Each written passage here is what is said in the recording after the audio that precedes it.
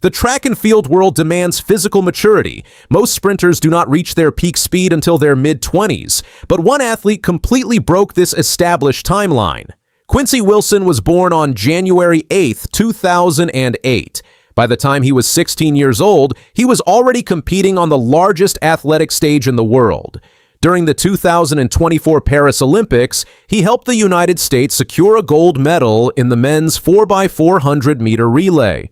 This victory made him the youngest male athletics Olympic champion in history. Achieving Olympic glory usually means an athlete moves on to professional contracts and global tours. Instead, he returned to his life as a student.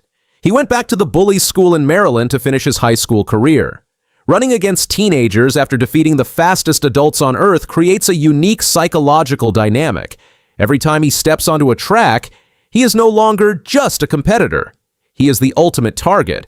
Every runner wants to say they beat an Olympic gold medalist. To understand the stakes of his final high school race, you have to look at what happened 1 year earlier. The Penn Relays is the oldest and largest track and field competition in the United States. It is held annually at Franklin Field in Philadelphia. Winning the prestigious Championship of America wheel is the ultimate prize for any high school relay team. In 2025, the Bullis School team put together a completely historic performance. The team consisted of Mickey Green, Cam Homer, Colin Abrams, and Quincy Wilson. They carried the baton around the track with mechanical perfection. When Wilson received the baton for the final anchor leg, he unleashed a devastating sprint. He recorded a split time of 43.99 seconds. That staggering speed brought the team across the finish line in 3 minutes, 6.31 seconds. This time completely shattered a 40-year-old United States high school national record. Yet despite breaking the national record, they did not win the race. Jamaica's Kingston College team crossed the line just ahead of them in 3 minutes, 5.93 seconds. It was a crushing defeat.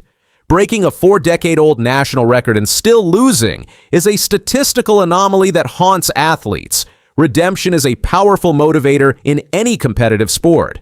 April 25, 2026 marked the 130th running of the Penn Relays. The atmosphere inside Franklin Field was incredibly tense. Fans were tightly packed into the historic stadium, fully aware of the history on the line. The rivalry between American high schools and Jamaican powerhouse programs is the defining feature of this event.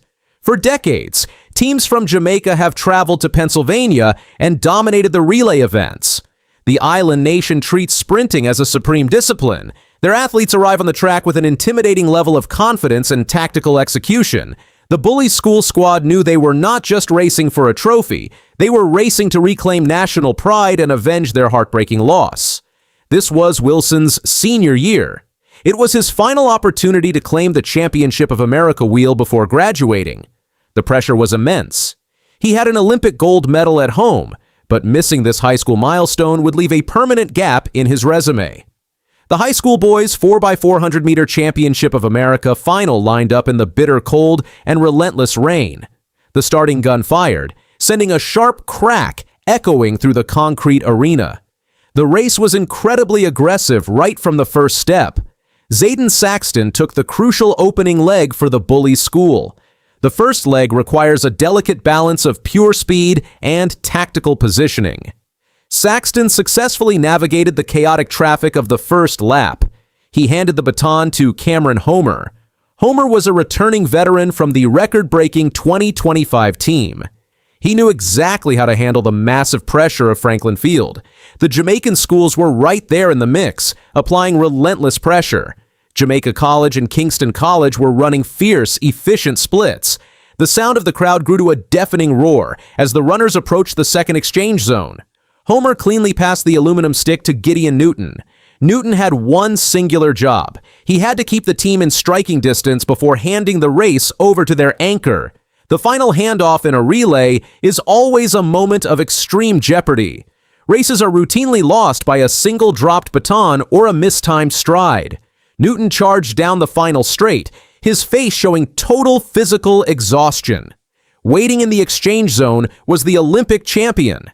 Wilson began his acceleration phase with perfect mechanical timing. He reached his hand back, trusting entirely that the baton would be there. Newton slammed the cylinder into Wilson's palm. Wilson gripped it tight and immediately exploded into full stride.